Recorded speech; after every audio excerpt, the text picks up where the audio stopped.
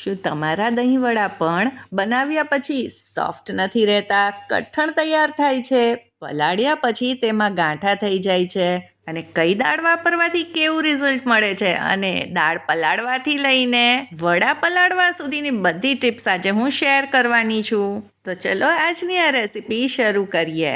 તો આપણા આજના દહીં વડા એકદમ જ સોફ્ટ અને ખાવામાં હળવા અને પચવામાં પણ હલકા બને તેના માટે વડા બનાવવા મગની દાળ પણ વાપરીશું.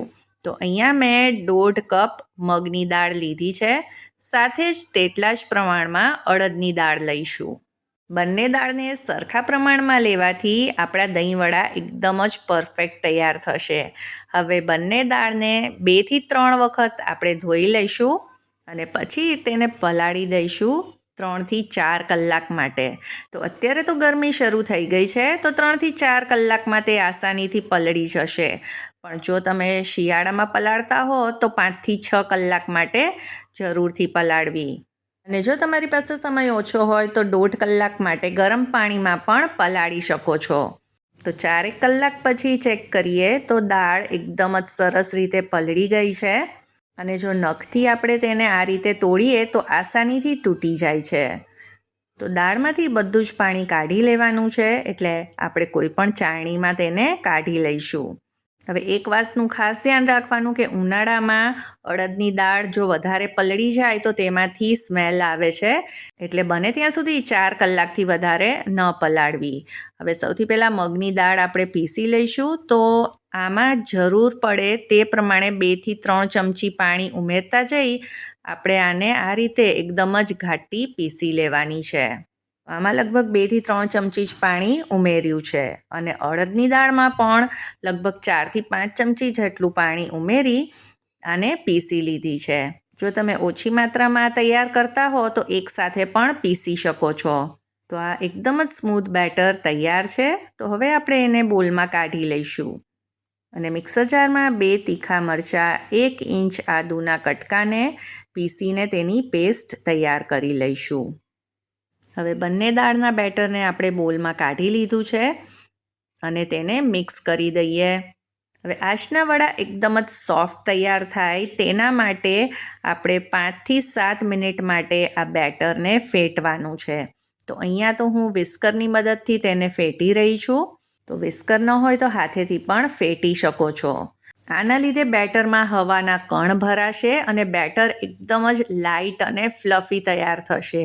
તો બેટરને ચેક કરવા આપણે પાણીમાં થોડુંક બેટર આ રીતે ઉમેરીશું. અને અત્યારે બેટર આ રીતે તરી રહ્યું છે અને પાણીમાં સ્પ્રેડ નથી થતું, એટલે આ તૈયાર છે. અને બેટર ફેટ્યા પછી આ રીતે તે લાઇટ કલરનું અને થોડું ફ્લફી થઈ જશે, તો તમને ખ્યાલ આવી જ જશે. હવે આ બેટરમાં સ્વાદ પ્રમાણે મીઠું ઉમેરી દઈએ. 1 ચમચી આખું જીરું ઉમેરીશું અને આદુ મરચાંની પેસ્ટ જે તૈયાર કરી તે ઉમેરી દઈશું અને બધી વસ્તુને મિક્સ કરી લઈશું. હવે વડા તળતા પહેલાં આપણે વડા જેમાં પલાળવાના છે તે પાણી પણ તૈયાર કરી લઈએ. 5 ગ્લાસ પાણીમાં થોડુંક મીઠું ઉમેરીશું અને ચપટી હિંગ. હિંગથી સ્વાદ તો સરસ આવશે જ, સાથે તે પાચનમાં પણ મદદ કરે છે. હવે વડાને તળી લઈએ. તો મીડિયમ ગરમ તેલમાં આપણે વડાને તળવાના છે.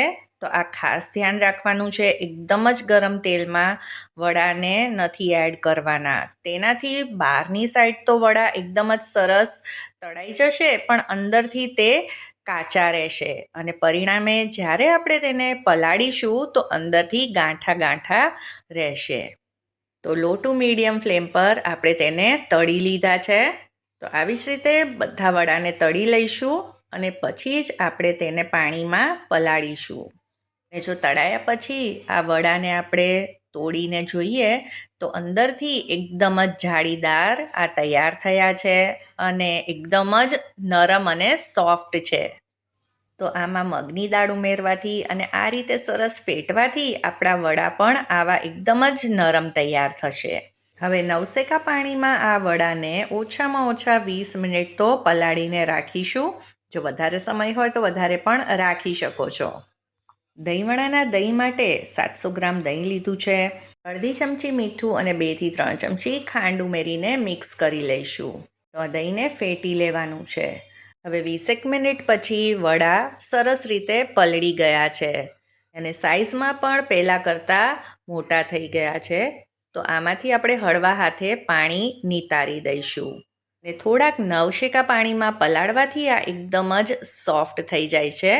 અને જો હું તમને બતાવું તો આ રીતે દબાવ્યા પછી પણ જ્યારે જોશું તો ફરીથી પાછો તે પોતાનો શેપ લઈ લે છે. એટલે અંદર સુધી એકદમ જ સરસ તે પલળી ગયા છે.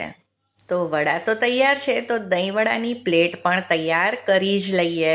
જે પ્લેટમાં દહીં વડાને સર્વ કરવા હોય તેમાં 6 થી 7 દહીં વડા લઈ લઈશું અને ઉપરથી આ એકદમ જ ઘાટું સરસ દહીં ઉમેરીશું.